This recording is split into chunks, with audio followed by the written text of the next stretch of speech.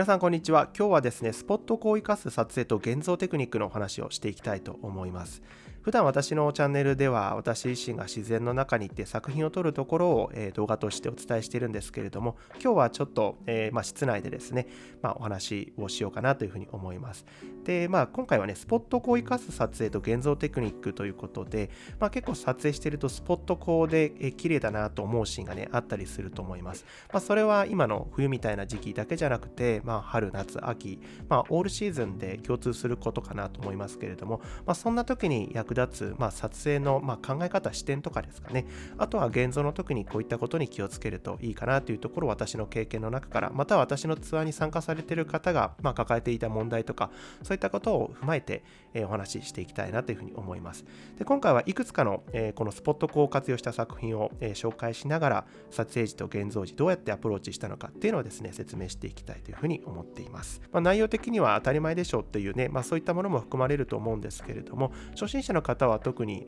こういったこと分からなかったっていう方もね、いると思いますので、ぜひですね、聞いていただけますと、嬉しいです。じゃあ早速ですね、やっていきたいと思います。まず1枚目の作品がこちらになります。これはですね、2月の中旬終わり頃ですかねに、森の中で撮影した、朝の光ですね。そんなに派手なシーンではなくてですね、やんわりとこの薄暗い森の中に光が入ってきて、この左手前にある、木にですね、ボールみたいなものが乗っかってるんですけど、これ雪の塊ですね。で、そこにちょうど光が当たっている。そして右の奥にもですね、やんわり光が入ってきているようなシーンですね。いわゆるスポット光みたいな感じになると思うんですけれども、真冬がもう終わりつつあるというところで、雪の、塊ができているっていうところですね。暖かくなってくると雪がどんどん溶けてですね、こう枝とかについていた雪が固まってこういうふうにダマになるんですけれども、それが、まだ地面に落ちることなく、雪面に落ちることなく突っかかっている。そこに、光が当たったっていうね、そんなシーンですね。なので冬なんだけど、ちょっとこう春を感じさせるような、もう冬が終わってくんだなっていうようなことをですね、私自身が感じながら、ちょうどそこに光が当たったので、そういったところで撮影をしたっていうね、ものになっています。で、こんな感じでスポット光で撮っているんですけれども、結構やりがちなのがこんな感じじゃないですかね。明るく撮ってしまったっていう感じですね。これだと確かに全部の情報っていうものが見えてくるんですけれども、私が感じた、この雪の玉ですね、これを見て、もう冬が終わるんだなっていうふうに感じた、その朝のね、雰囲気っていうものが全部見せてしまうことによってね、ちょっと伝わらないんですよね。割と初心者の頃っていうのはこういった感じで撮ってしまって、なんか雰囲気が全然違うな、自分が目で見た感じと違うぞっていうことがあったりします。おそらくそういったケースっていうのは明るく撮りすぎてしまっている、またはカメラが出してくれたその適正露出っていうものに従って撮ったらちょっと違ったっていうね、そういったケースもあったりしますので、そこをですね、露出ちょっと暗めにしたりだとかっていうことをですね、してあげると、このような、感じになってきます。で、これはかなり私は暗部を落として、現像してるんですけれども、でここでまた重要なのはそのスポット光が当たっているところが白く飛んでいないかっていうものをですね、しっかりと確認する必要があると思います。これは撮影するときにヒストグラムを見たりだとか、その白飛びしている警告の表示っていうものもですね、出せるので、そういったもので白飛びしていないかっていうことを確認して、撮っていく必要がね、あると思います。で、現像するときもそれは同様になるかなという感じなんですけれども、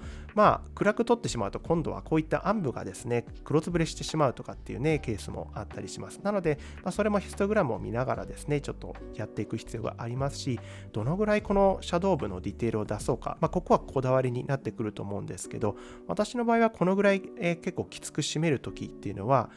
きつく締めるんだけど、黒つぶれしないぐらい適度なディテールがこう出てくるようなですかね、そんな感じで、めがけて、明るさを調節していますね。それはトーンカーブなり、こういった黒レベルだったりシャドウだったりっていうものでやったりするんですけれども、そこは自分の好みでやっていくような感じです。とにかく明るく撮りすぎてしまうと雰囲気が、あまり伝わらないっていうことがあるということで、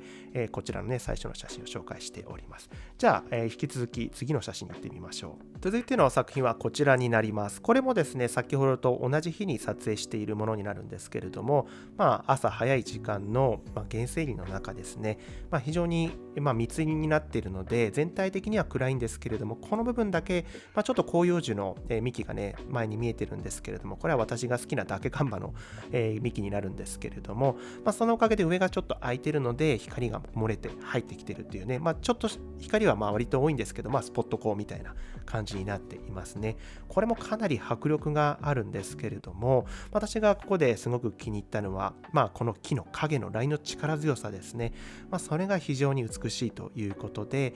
この前景の雪面の面積を非常に多くとって、上にはこの影を作っている木をですね、添えて入れていて、その上から力強い光が来てるんだろうなっていうことを伝わるような、そんな感じの構図というかね、フレーミングにしています。で、これもですね、だいぶ暗く撮っているんですが、明るく撮るとどのぐらい違うのかっていうのをちょっとお見せすると、こんな感じですね。これちょっとわざと明るくやってるんですけれども、全体を見せてしまって、シャドウとかこういう風にしてしまうと、ラインの、は結構綺麗に見えていて、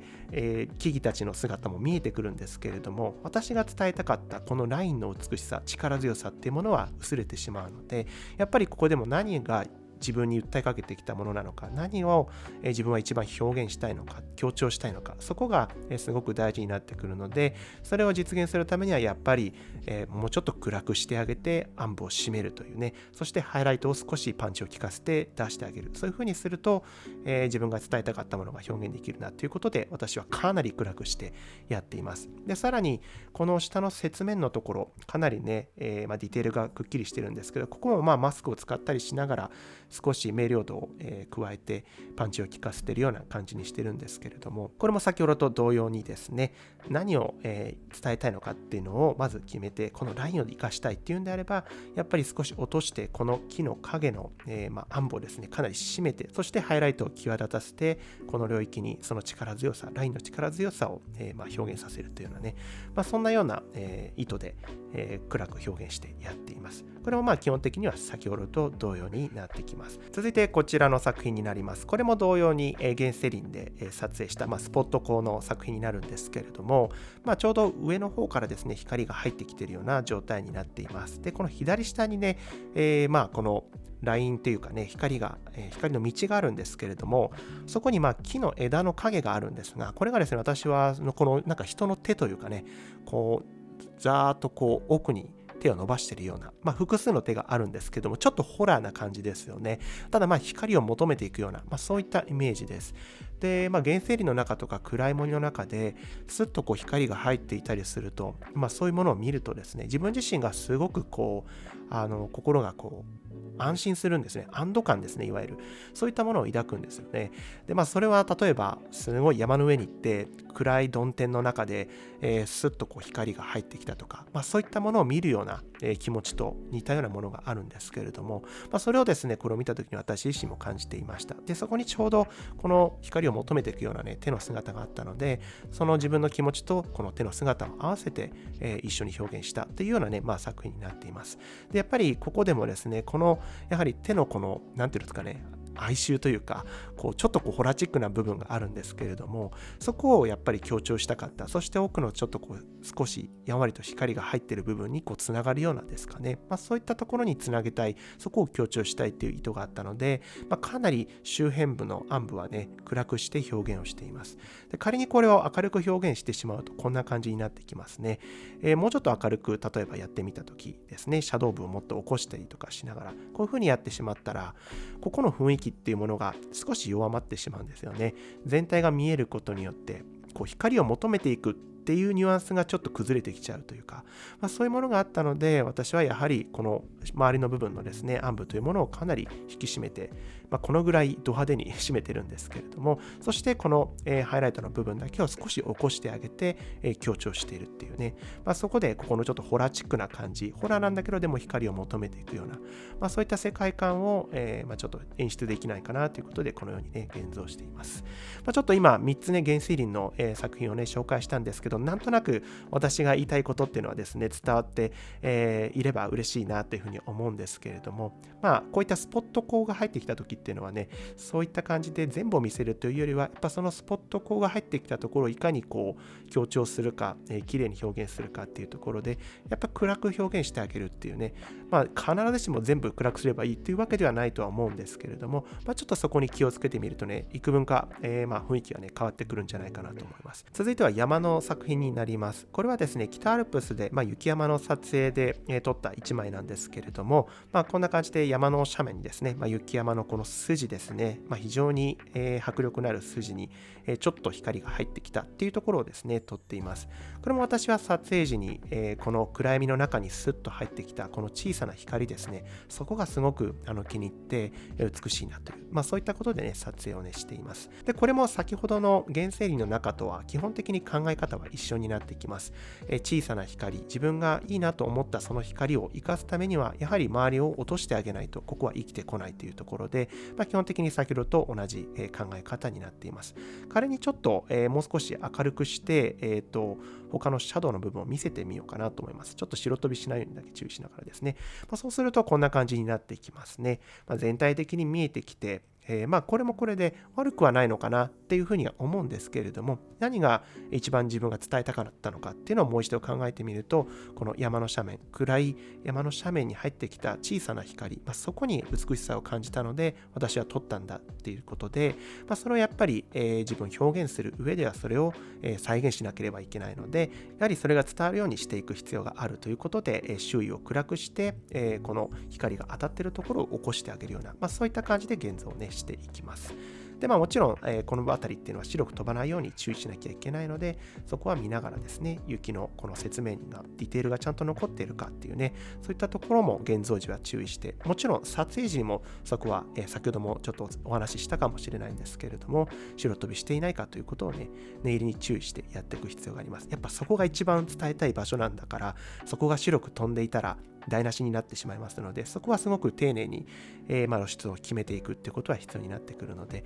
そんな感じで自分が何を伝えたいのかっていうのをですね、まずはっきりさせて、それを生かすために周囲を暗くしたい方がいいのかとか、どのぐらい暗くした方がいいのかっていうのをですね、決めていくといいのかなと思います。ということで今4つほど、作品をですね、紹介しながら、このスポットを生かす、考え方だとか、あとは現像のことなんかもですね、ちょっとお話ししたんですけれども、ぜひですね、皆さん、